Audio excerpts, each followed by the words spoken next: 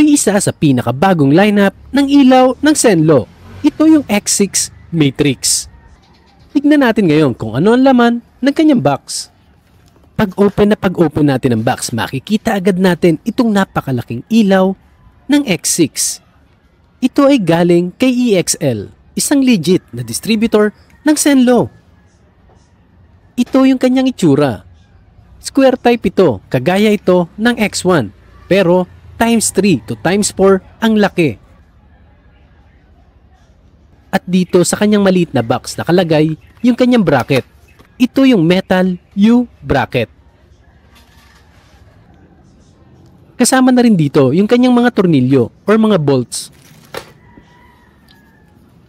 At kasama na rin, syempre, yung kanyang MDL ballast or kanyang LED driver. Ito yung magkokontrol sa ilaw ng ating X6. At ito ay mayroong 4 wires para sa white, sa yellow, sa combination, at saka sa negative nito na kulay black. Ito naman yung sukat or dimension ng ating X6. Ito ay may laki na 45mm by 80mm. At ito naman po yung bigat ng ating X6. Ito po ay mayroong 208 grams para sa isang unit nito. At 419 grams naman para sa dalawang unit nito. At yan na po yung laman ng box ng ating X6 Matrix. Pinakabagong ilaw sa lineup ni Zenlo.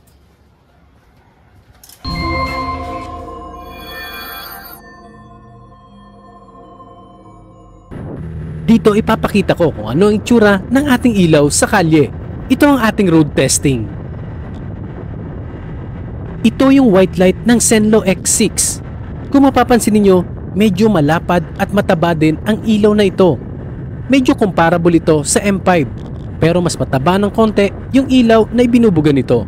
Ito ang kanyang white light.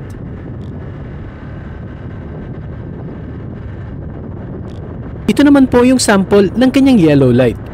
Kung mapapansin niyo, napakalapad at napakalaki din ng yellow light nito. Flat sa ibabaw at pa-curve yung sa ilalim ng ilaw. Ganun din dito sa white light. Maliban na lang na may mapapansin kayong kulay blue sa may bandang ilalim ng white light. Pero merong nagsasabi na habang tumatagal ay nawawala din yung kulay blue nito sa may bandang ilalim. Ito yata yung epekto ng kanyang LED. Hindi naman talaga lahat ng ilaw ay tumatagal. Lahat naman po ng ilaw ay nababawasan yung intensity habang nagkakaedad ito dahil ang mga LED ay mayroong lifespan. Yan po ay depende na lang din sa manufacturer at anong klaseng LED yung mga ginagamit nila. Pero habang tumatagal po ang mga yan ay lumalabo. Kaya depende pa rin po ito sa paggamit ninyo ng inyong MDL or ng inyong mga driving light. Mas bihira nyong gamitin, mas tumatagal. Mas tumatagal yung buhay ng LED.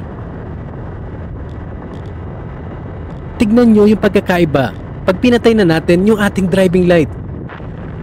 Ito yung stock na headlight ng ating ADB. Halos wala tayong makita at napakadilim ng kalye. Kaya napakalaking tulong pa rin talaga ng mga driving light sa ating mga nagbabiyahe, lalo na sa gabi. Kaya sana be responsible po sa paggamit ng inyong mga ilaw. Kita nyo naman kung gaano kaliwanag ang mga driving light compared sa ating mga LED stock na headlight. Di hamak na napakaliwanag kapag may gamit kang driving light, lalo na sa mga madidilim na lugar na gaya nito.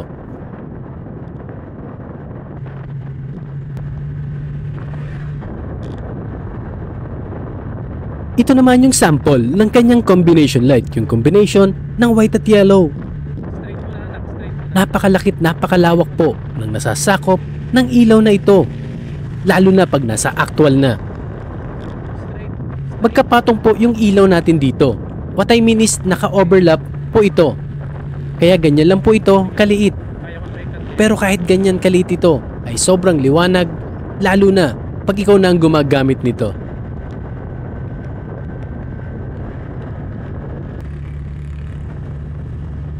Ito naman yung sample ng ilaw natin pag ginamit na natin sa medyo maliliwanag na kalye. Ganun pa rin naman ito kaliwanag, hindi pa rin natatalo yung lakas. Hindi pa rin natatalo yung lakas ng ilaw ng ating X6 kahit nasa medyo maliliwanag na tayong lugar. Sadya talagang napakalakas din talaga ng ilaw na ito.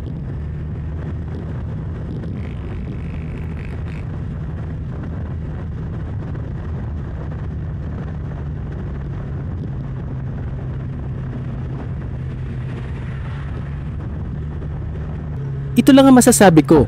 Ito ay isa na sa pinakamalakas na ilaw na pwede nyong pagpilian sa market ngayon.